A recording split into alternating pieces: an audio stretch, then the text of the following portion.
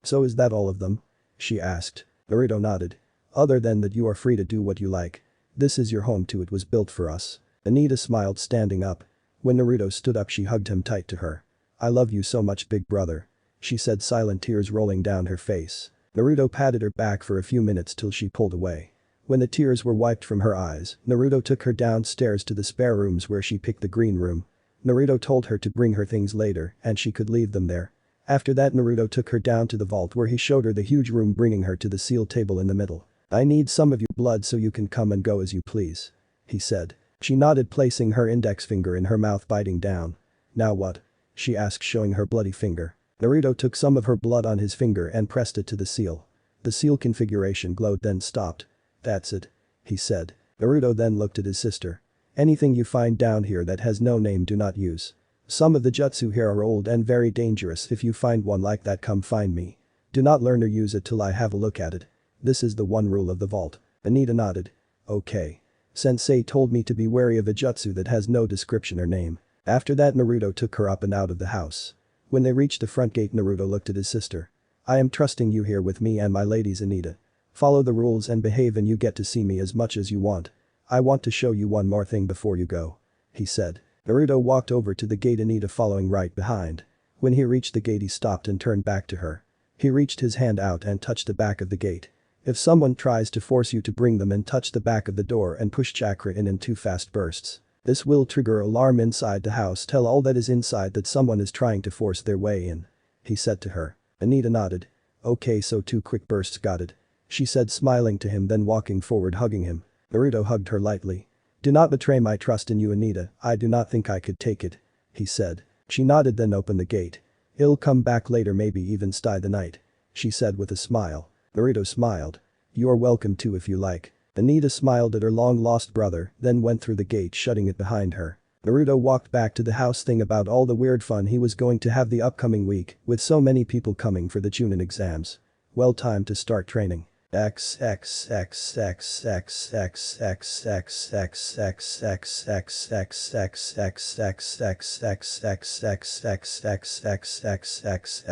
hotel the Uzumaki clan was staying in, Yokishima sat in her private room looking at 2 of her 3 grandchildren that she thought were hers.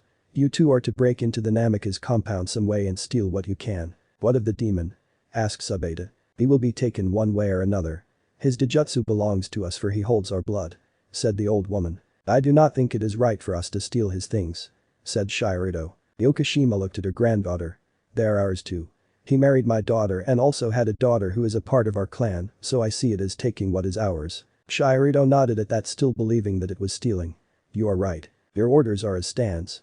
We will bring our clan back to its true power one way or another," said the councilwoman. The 2 nodded. Walking out of the room, never seeing the all-too-evil smile on her face. Usually consist of training from 6 in the morning till noon, then he would have lunch at his house with his girls and his sister. At around 1 he would head to the academy, trying to finish getting through telling all the students their affinities, then he would leave there at 2 to train more, and finally around 6 he went home to spend time with his ladies till he finally passed out in his room. What had made the week harder was that he was not allowed to have sex at all. Anko said it was a way to build him up for the coming exam, so that he was tougher. That had only been his day-to-day routine, that was not even adding in those days where something would happen. In the past week he had been called a liar from villagers. They had stated that there was no way that the great 4th Hokage would put a demon in his son. There had only been one person to attack him. It was a middle-aged man who had come at him with a knife, aiming to stab his heart. It had been the last thing he had ever done. Hinata had snapped his neck 20 yards away from him, and she did it with a smile on her face. It had scared her to no end at how fast she had done it and that she felt nothing at all doing it. Naruto had taken her to his room that night and held her in his arms, whispering thank you and about how much he loved her. The 2 most annoying things that had happened in the last week were that Kakashi had come back from a month-long mission and that Sasuke had started to show up every day. Kakashi was not really that hard to get rid of compared to Sasuke. He had walked out to the gate, opened and told Kakashi that he was a disappointment to not only his sensei, but his team too. Naruto had tore Kakashi a totally new hole to use to stuff his mottos of teamwork and partnership in. Sasuke had been a whole different story. He had shown up one morning demanding to see the Namikaze clan library. Naruto had walked out and said no, that he had no right to demand anything. Sasuke had said just cause he was a Namikaze now did not make him better than the dope he was. Then he pushed past him into the compound grounds. The event that had taken place had been a total movie moment. Flashback, move dope. Sasuke said as he pushed him out of the way. Alexandra happened to be standing with him when he answered the door and moved up to grab the Uchiha when she saw Naruto shake his head. She looked at him a second then nodded and stepped back. As Sasuke walked towards the front door he felt a slight feeling of foreboding. As he made it to the halfway mark the ground started to shake, then it exploded into rubble knocking him back towards the gate. Sasuke looked to where he was standing to see the ground smoothing out back to the way it was. He jumped up running toward the same spot right before he walked over it, he jumped up and over it.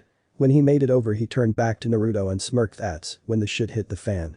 Fireballs started to cascade down from the sky above him. Moving quickly he ran in a zigzag pattern towards the front gate. He dodged, rolled, slides, and skidded from many near hits getting slowly closer to the door. When he finally made it to the front of the door he turned back. Not even the great fourth Hokage is a match for an Uchiha elite. He said reaching for the knob. When Sasuke touched the knob nothing happened. Smiling he turned the knob then it happened. A small seal appeared on the door, then it turned into a hug boxing glove and smashed into Sasuke's face knocking through the yard and right out the open gate. Naruto walked outside the gate to see Sasuke stuck in the wall across the street. He walked up to him and kneeled down in front of the Uchiha's upside down body. The security of my compound is amazing, isn't it? The really funny part is that it was only set to stun and only on level 2. If it were on kill you would have died when you walked in. Next time you try to enter my compound I will set it to kill and to level it up to 10. Naruto then stood and walked inside shutting the gate. Turning to look at Alexandra he saw her smiling face. You should have killed him. She said walking up kissing his cheek. I know but maybe he'll learn. He said as he walked back into the house. Flashback end. That one event had been the true shine of his week. It had made going through the terror known as training much easier. During the week he had also been talking to Tsum and her children explaining to them what was to happen. Kiba had surprised them all by being very supportive. He told his mom that there was no one better than Naruto for her. When she had asked him why he had said that he knew that with Naruto being with her, she would always be protected but also be treated like a queen. When he had said that she was upset till Naruto explained it to her in detail more. After 10 minutes of explaining she had understood. Hana on the other hand had not been as easy. He remembered that conversation very well. Flashback, Naruto had just been pulled into the first floor study by Hana in Inuzuka after being asked to talk alone with her. Naruto turned to the young woman smiling, noticing that she was almost as beautiful as her mother. What can I do for you Hana-san? He asked. Why are you doing this? She asked sounding angry. Naruto sat in one of the small chairs by the door, then motioned for Hana to do the same. After Hana was seated comfortable Naruto stared at her for a minute. Do you love Iruka? He asked. Hana blushed hard at that. How did you know about that? She asked. He is my teacher and I covered for him the day he asked you to marry him. He said smiling. What does that have to do with this? She asked still a dark red. Naruto smiled at that. Please answer the question before I say more. She looked at him a minute seeming to be sizing him up. I love him with all my heart. She said sounding completely sure of the statement. That is very good and I believe you will be amazing together. To answer that question I have to ask another question. I am sorry for that it makes me sound like I am talking in circles. Do you know what I am? He said watching her. Hana looked at him for a second like he was slow. Yes I know what you are. You are a boy asking to marry my mother and take her away from her family. She said sounding angry again. Let me set one thing straight to you. I am not taking her away from her family. You can come see her anytime you wish. You are welcome and I actually hope you do come over often. She will be just as free as she is now, she will just be married. He said sounding slightly angry. Yes but you are forcing her into a marriage she does not want. She said a little louder. No I am not. I offered her just a straight alliance and even offered to destroy the contract with a marriage clause and write just a straight alliance contract.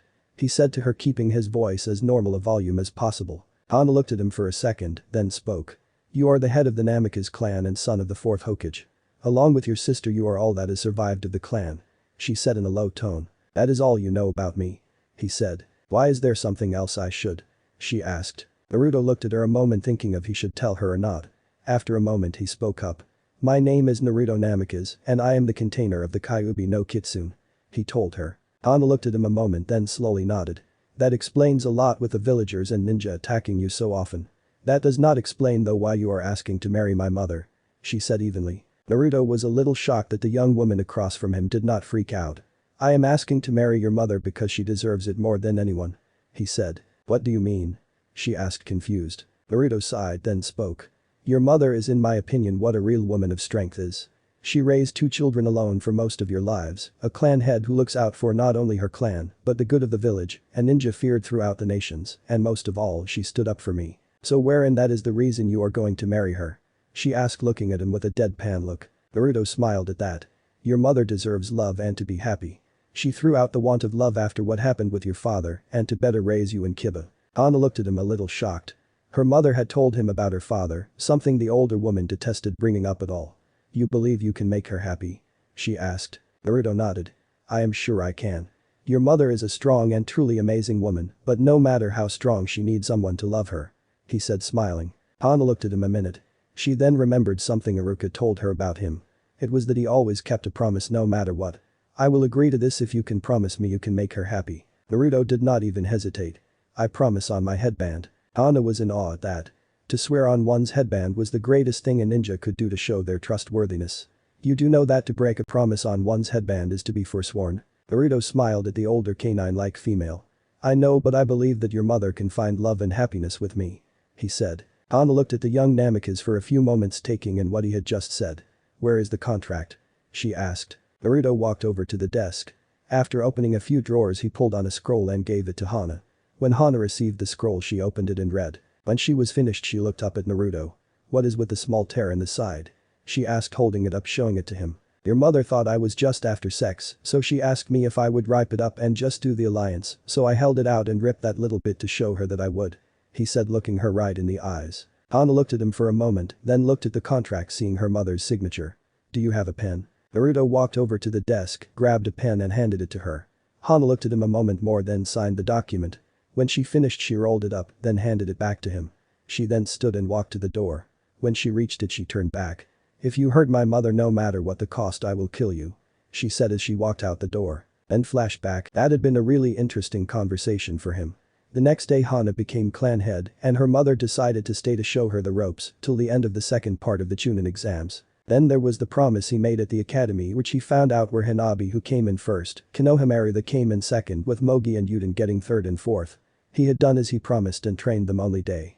He did not teach them anything crazy, but he did teach them better workout tips and also a single D rank jutsu of their choosing. When the other three had left he had taken Hanabi to the large library on the third floor which was filled with low-ranking jutsu from C and below. He had Hinata come in and explain everything to her, then talk to the young girl. When Hinata had come out Naruto had sat down with Hanabi and discussed about her dinner plans. Flashback, Naruto sat across from Hanabi in the living room with Hinata sitting next to him. He stared over at the girl with a smile. I have decided to add you onto the house seals so that you may come and go as long as someone is home to be with you till you are a genin. He said. Hanabi brightened up at that with a large smile. So I can come here and see my sister anytime I want? She asked. Yes, or you can come here and study, but you must follow the rules of the house. He had said getting a vigorous nod from the young girl. Naruto had then dived into explaining the rules to her, but included that one of his ladies or himself had to be there and that anyone she brought with her had to be okayed before being brought through the gate. To which she nodded again. Naruto had taken some blood from her and placed it on the seal, then explained the emergency button on the back of the gate. Flashback ends. Since that day it had been impossible to keep Hanabi away from the compound. She would come and go during weekends and on weekdays was shut out till the academy was over. Now Naruto stood in front of the academy for today was the day of the Chuunin exams. Standing at his sides was his lovers and teammates. Hinata stood to his left while Ino was to his right each holding a hand. Naruto looked from one to the next, then smiled. Are you ready to go? Both nodded and they began their walk into the academy. As they walked they noticed many of the teams moving up a stairwell. As they followed the teams they noticed many stop and move off towards classrooms to the side of the stairs. When they reached the area they saw many of the teams standing in front of a class being guarded by two young men. Naruto looked up at the class number he saw 301, he looked back at the stairs then to his girls. When he made eye contact with them he flashed two fingers and they both nodded. His team started moving up the stairs when Naruto looked back to see Sasuke's team walking up the stairs. He smiled making eye contact with both Kiba and Shino. As Team 7 made its way up the stairs they came to the third floor. Walking down the hall they saw room 301 and made their way towards it. When Naruto reached his hand out it was slapped away. Looking towards his hand attacker he saw Anko then looking to the left of her he saw Haku and Alexandra standing there. What are you all doing here? Anko smiled her evil little smile and flashed her new slightly forked tongue. I am here to make sure you all showed up together and we came together to wish you luck. She said. At that point each girl came up hugged him then gave him a kiss. When they were all finished Naruto looked to Alexandra. Stay with Haku for me please okay Alexandra. She does not know all the people who might try to get to her to get to me. He said. Alexandra smiled and nodded. Yes, master. I still do not know why you choose to be a slave for him instead of being a queen for me, said a voice from behind them. Naruto turned to see Shino's team walking down the hall towards them. He then looked at the speaker to see the last loyal Uchiha. I could give you anything you ever wanted, he said smiling. I do not want anything from you. What I want is to be with my master and make him happy, she said to him. Naruto smiled at that and gave Alexandra a kiss on the cheek. Thank you for coming and thank you for wishing me luck. I will see you in a few days, so be good and no hurting people, Naruto said looking at Anko. At that, the three-man team known as Team 7 opened the doors to room 301 and entered. When Naruto shut the door behind him, he turned to see everyone in the room staring at his team. Hi, he said waving to the room. Hinata and Ino looked to the lover and teammate and shook their heads.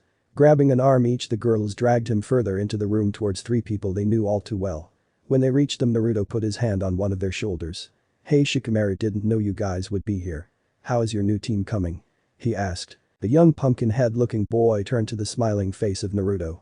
Troublesome really, but we have been able to incorporate our new team member in fairly well, he said looking at the blonde. Naruto smiled. He knew that if anyone could find a way to change something new into something truly helpful, it was the guy in front of him. He opened his mouth to speak when the door to the room opened. Looking over, he saw Shino walk in with Kiba and the Uchiha behind him. That's when he heard it. Sasuke-kun. He saw a blur of pink shot past Shikamaru and run to the Uchiha. Naruto watched with a smile as his old female teammate ran jumping onto Sasuke's side. It was in his opinion the dumbest thing she could do. Any good genjutsu artist in the area would be able to use this one small bit of information to distract her, and that would end with her death most likely. Naruto turned from the view of Sakura seemingly dry humping Sasuke to a commotion he heard behind him. Looking over, he saw a rather large man with what seemed to be a rather large axe on his back, talking to someone Naruto could not see due to said man blocking his view. After a moment he heard the voice of his sister, so putting two and two together he guessed the person the large man was talking to was his sister. Naruto got up and walked over towards the man. When he reached the man, he felt two people standing next to him. Looking over, he saw his teammate standing near, ready to be back up if it got ugly. At this point Naruto raised his hand and placed it on the man's shoulder, which happened to be up higher than his head. I suggest you leave her alone, said Naruto, give a slight warning with his tone. Without turning around, the man knocked Naruto's hand away and spoke up. This is not your problem. This is between Iwa and this Namikaze bitch. So leave before you get hurt, Mr. Hero, said the man in a deep gruff voice. That's when Naruto heard a slap and saw the head of the Iwa nin turn slightly to the left. Naruto could see the anger on the man's face right before it turned back, and he raised his hand in a fist. As he saw the hand begin its descent towards his sister, he made his move. Naruto moved in front of the man and reached his hand, now with clawed fingernails, up wrapped it around the bigger man's neck. As if on instinct, the man stopped and looked down to his attacker with a shocked face. Naruto looked up at the man, eyes glowing red, and frowned. If you ever raise your hand to my sister again, I will take it from you and give it to her as a gift. At this he released the man's throat and turned to his smiling sister. Thank you, big brother. Naruto smiled, finding he could not hold it in when he felt a hand on his shoulder. Turning to look at the owner of the appendage, he saw the big man standing there looking at him with rage. That's when the man made his move. Using his other hand, he grabbed onto the back of Naruto's head, then yanked, hearing a loud crack. The man released the younger boy's head, gave a cry in victory. All around the man, people stared at him in confusion, wondering as to why he was screaming like he won something. Naruto turned back to his sister and her team, smiling. Okay, now that is taken care of, I wish you luck, Anita and your team, he said as he leaned in and hugged his sister, then walked away toward the other Konoha Genin rookie teams. As he neared the team, he heard the sounds of the man's team trying to release his genjutsu over him. He could not help but smile at this, sure he had given something away, but nothing too great. On his way back to his team, something caught his actually it was more like someone. It was a girl, but what confused him about her catching his eye was that she looked like a normal ninja girl. Her hair was a normal shade of brown and went past her shoulders. She was covered in bandages, most of her body, in fact both arms and legs were covered, also her forehead and neck were wrapped and under her left eye. Naruto made a turn to head towards the girl when he felt a hand grab his shoulder. Looking to the hand, then up to the offender, he saw an older boy with glasses and silver hair. The boy smiled, then spoke. You should not attack other people like that, you are giving away what you could use to surprise your enemy in this type of exam. Naruto smiled at the boy. If you do not remove your hand, you get his treatment, he said, point over to the Iwa nin that was now shaking people's hands, thanking them for making him the hero of Iwa. The silver-haired boy removed his hand, still looking at the crazy Iwa nin. After a second he turned back to Naruto and smiled. Like I said before, you should have kept it a secret. Now everyone know you are good at genjutsu, so they can prepare for it. But I hope they do, it makes the fight that much more fun. he said, turning back around and walking towards the bandaged girl. As he walked up to the girl he smiled. When he reached her he put his hand out. "Hi, I'm Naruto. What's your name?" he asked her. The girl looked at his hand for a second, then put her own out, shaking it. "My name is Isaribi," the girl said without any emotion. Naruto looked at the girl while shaking her hand. He could see she was hiding not just something physical, but also herself. "It is nice to meet you, Isaribi-chan. I hope to see you in the final part of the exam," he said as he turned away with a smile. All he wanted was to touch her for some strange reason, and now that he knew that she was something special. Isaribi watched as the boy known to her now as Naruto walked away. She felt something when she touched him and when he called her Chan. It was the first time someone had called her that. "Do not forget our mission here. We are here to support the sound team. Do not forget that your cure is on the line," said the white-haired man next to her. She looked to the man and nodded. She had to help them get to the Uchiha if she wanted the man next to her to put her back to how she was before he and the snake man kidnapped her and turned her into a monster.